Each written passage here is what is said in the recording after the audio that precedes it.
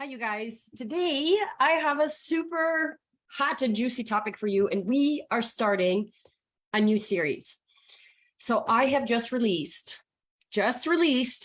what, hot off the press, a freebie called 5 Conditions that are preventing you from getting pregnant.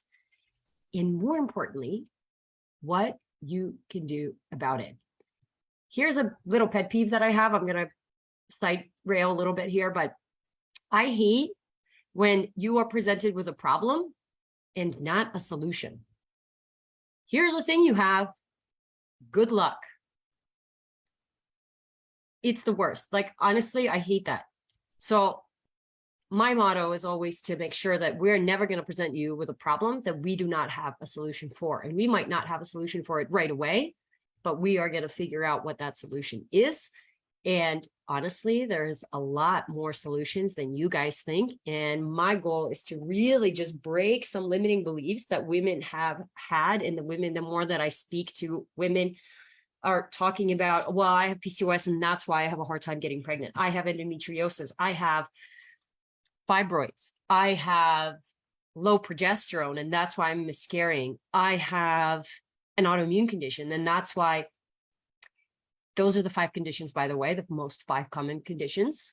And my cat is going to be in the background today, but this is the handout. If you want a copy, if you want your hands on this bad boy, please, let's message give me. You can even do give me, like GIMME, and then me. But if you really like grammar, just so give me, and then I'm going to go ahead and send this freebie to you. It is long, you guys. It is 20 pages. There's references. The reason that I want to have for you to have this information is because I am really tired of seeing women being told that if you have these things, you cannot get pregnant. Or not even that you can't get pregnant, but if you have these 5 things, good luck. Good luck. Have fun. It's just going to be a hell of a ride for you.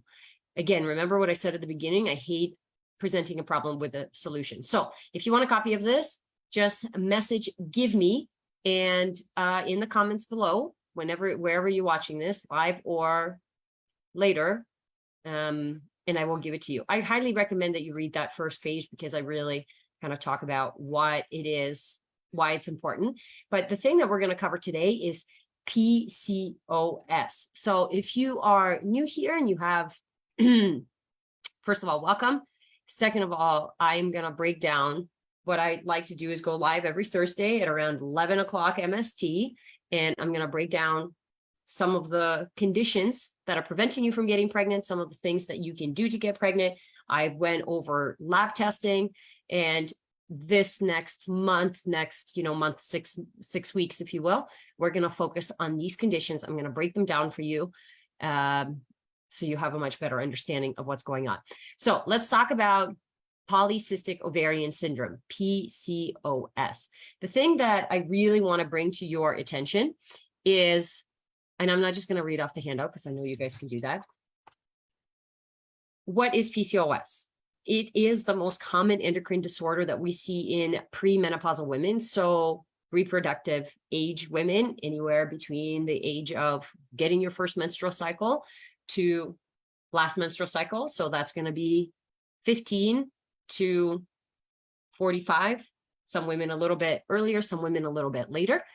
But it is the most common condition. And it's 1 in 10 women. 1 in 10 women, some studies showing that 1 in 10 women will have PCOS. Now, the prevalence to have infertility is about 70 to 80% when you have PCOS. And here is why. PCOS is a hormone imbalance that disrupts your ovulation. Because you're not ovulating, you are going to form cysts on your ovaries because you're not releasing that follicle every month. So it's getting clumped up and starting to form cysts. And those cysts are then going to start to form androgens, testosterone. the symptoms that come with that. So obviously you're not ovulating, the cysts are formed, and then you produce a bunch of androgens. So what I see always happening is people really focus on dealing with the symptoms of PCOS. So they try to get the androgens down.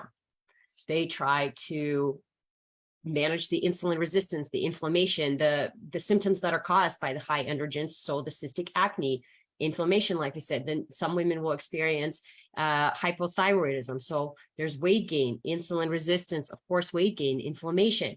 And so we really focus on decreasing these things, which, don't get me wrong, we need to do. But the mistake that I see is that nobody's really talking about why are we having this hormonal imbalance in the first place? And this is really what I want to shed light on, because even in the alternative healthcare world, even if you've been working with a functional medical professional, I always see women coming to me and saying, yeah, I'm doing all of this stuff for PCOS, and they're taking the inositol, the fish oil, the curcumin, the anti-inflammatories, the CoQ10, and they're still not getting anywhere. And the reason you're not getting anywhere when you do that is because you're not dealing with the root cause. You need to understand what is causing the hormonal imbalance in the first place. Because the cyst formation is there because you're not ovulating, not the cysts are not causing you not ovulating. Okay. And of course, they will eventually, and then it becomes this kind of vicious negative cycle. But what we really need to do is take many steps back and understand what is causing this big imbalance in the hormones in the first place, that after years and years and years of not ovulating, the ovaries started to form cysts. And then inflammation, insulin resistance, hyperthyroidism, androgens that are really excessive. So I'm going to share my screen again, because there's some stuff that I really want you to understand and underline it.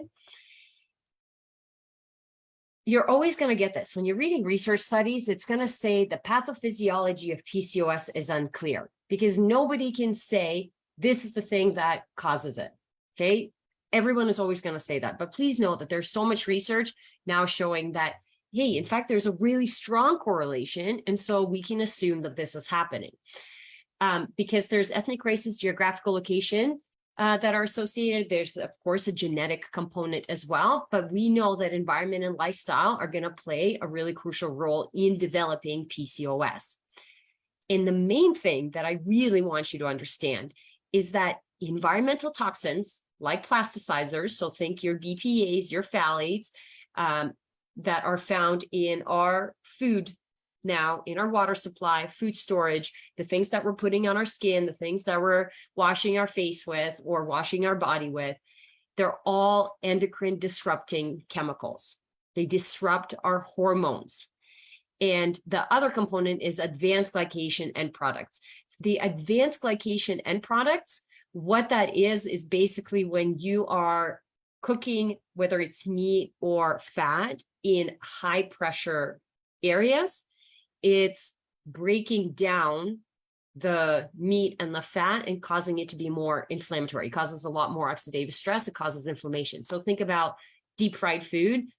Think about cooking things at a really high heat for a short period of time in that burning. So that advanced glycation process is also associated with disruption in chemicals. That's what that means. I know I didn't share a lot of details, so I wanted to make sure that you guys understand that. So it affects our life. But what I really want you to understand, because this is so profound, the timing of exposure to these endocrine disrupting chemicals is super crucial. The timing is very important and will be crucial for the intensity of the adverse health effects. So how intense your PCOS will depend on when you got exposed to these chemicals. And there's a lot of evidence showing that fetuses, so when you were in the womb, infants, when you just came out, and when you were a young child, this has the most susceptible group. Why? When you are a fetus, you are a tiny, fragile little thing. When you are an infant, you are a tiny, fragile little thing. When you are a child, your immune system, your nervous system has not fully developed. So you are going to be the most susceptible to these environmental toxins.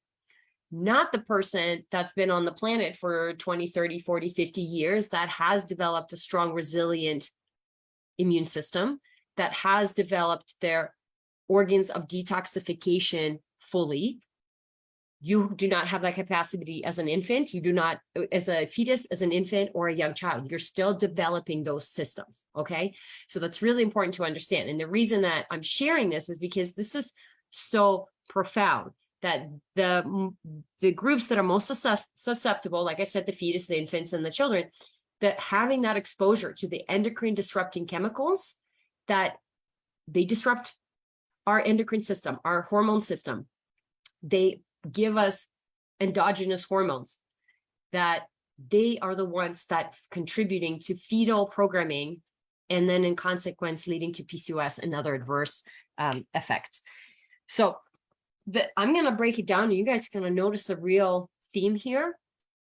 But environmental toxins, this is something that I have told many of my patients, and something that I have been speaking quite loudly about on my social media. But your fertility is dictated by your health. Good health transfers into good fertility. Your health is dictated by your environment. A good environment will transfer into good health. Your environment is not just the stuff you put on your skin. It is the water you drink, the foods that you eat, the quality of the food that you eat, the emotions that you feel on a regular basis, the relationships that you surround yourself with, the work environment that you are in. This is a chain, you guys. And when our health breaks down, then it's hard for the body to do this thing that it requires a lot of energy and a lot of resources to build a human from scratch. I really, really want you to let that sink in. To be able to get pregnant and build a human from scratch, you need a ton of energy and a ton of resources, and it's going to be really difficult to do when our health is not optimal. Just wait, please. Okay, just wait. My daughter's home since today, so I apologize for the little interruption, but I'm going to go see her in just a second. So I hope that this is really clicking some things for you, because now let's talk about what can we do about it, right? We're never going to give you a problem without a solution. And so the general recommendations that you've heard about are all about managing symptoms. And they're important to do. They're important for our health. Like, you need to sleep well in order to be healthy. You need to drink water. You need to eat high quality foods. You need to eat foods that are not filled with chemicals and toxins and pesticides and herbicides. You need to move your body. Those things you just need to do. But when you have a disease and the disease process has started and there is a hormonal disbalance, and that hormonal imbalance is being caused by endocrine disruptive chemicals, what you actually need to do is detox. And I talked about this in my other, so I hope that you're starting to understand, but this is the shower analogy, and forgive me for drawing poorly. Clean water coming through. You're in the bathtub swimming, okay? You're the goldfish. I'm not going to draw the goldfish because I'm a terrible drawer. You need a clean environment. So clean products coming through, but you also need drainage and sewer working well, because you need to get rid of things that are no longer serving you.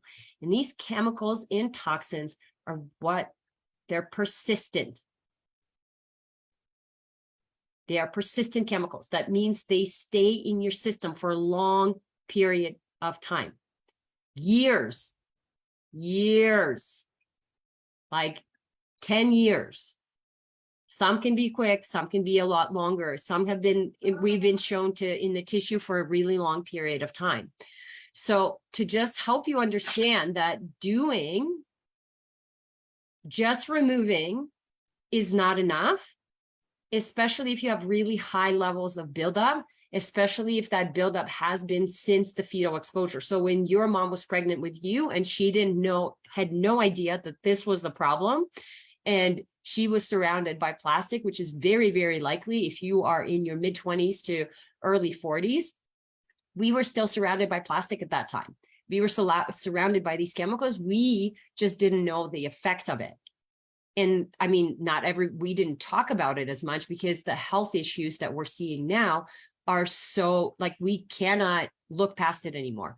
The fact that there is 25-year-olds and 30-year-olds and 35-year-olds, whatever age, that absolutely cannot get pregnant and having super difficult time getting pregnant is a huge issue. And we can no longer ignore it. So we have to look at it. So you need to do advanced detoxification therapies to help you pull this stuff out of your system. So to summarize, my daughter's going to do a dance in the background, but to summarize, PCOS is caused by a hormonal imbalance.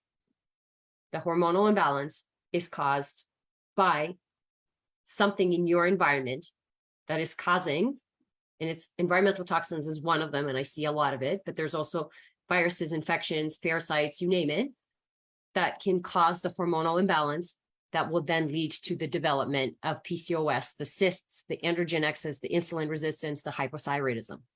We don't want to focus on just treating the symptoms. It is important, but we need to focus on also treating the why, right? And this is where cleaning up your environment is really important. Sometimes I'll have women say, oh, I'm doing all this stuff and nothing is working. Understand that it's not that you're doing something wrong. It's that you need more help. And the stuff that you are already doing is really great because you're adding foundation, like that's your foundation. Like I said, you have to sleep. You have to sleep in order to be healthy. You have to drink water. You have to eat fruits and vegetables. You have to eat high quality protein. There's no ways around that. But if you're not noticing any results, that generally means we need to go deeper and we need to do some testing and we need to figure out what is causing the issue. With that, what I want to say is please comment what was the most exciting and the most aha moment for you. Okay, we're covering our mouth. We're going to try not to get me sick. But what I'd love for you to share in your comments is what was, please. This is a fun live, you guys. This is what it's like to have kids. Just FYI, this is life. This is real life.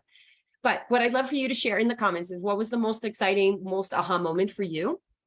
If you feel stuck and you want some help, go ahead and comment, help me. And I'm going to send you a DM and we can have a chat and conversation to see what we can do for you to help.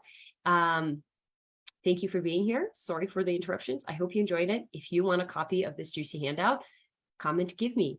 So you have a lot of things to comment on. I can't wait to read them all. If you want the handout, comment, give me.